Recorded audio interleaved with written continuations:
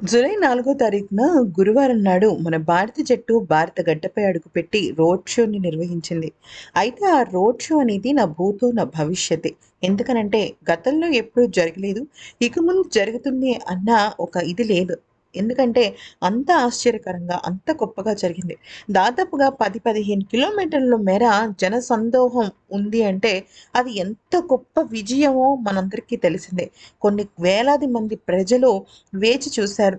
ఇక ఎయిర్‌పోర్ట్‌ల దగ్గర నుంచి కాపు కాయడం జరిగింది. అయితే కొంతమంది అభిమానులైతే చెట్లెక్కి మరీ ఫోటోలు తీసేసేయడం, ఇంకా వాళ్ళ ప్రాణాలు సైతం రిస్క్ చేసి పెట్టడం జరిగింది. ఇక విషయంలోకొచ్చినట్టయితే నిన్న ఇంకొక విచిత్ర సంఘటన చోటు చేసుకుంది. అదేంటి అంటే విపరీతమైన తొక్కిసలాట జరిగింది.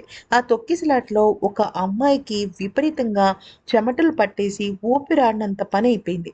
అయితే ఆ అమ్మాయిని ఎవరు పట్టించుకోకపోవడంతో వెంటనే అక్కడున్న విరాట్ కోహ్లీ, యశస్వి జైస్వాల్ ఇద్దరు కూడా ఆ అమ్మాయి కింద పడిపోతుంది. దయచేసి కాపాడండి అంటూ అక్కడున్న జనసందోహంలో కొంతమందిని అలర్ట్ చేయడమే కాకుండా వెంటనే అక్కడున్న స్థానిక పోలీసులకి, ఆఫీసర్లకి ఆ అమ్మాయి విషయంలో అలర్ట్ చేశారు.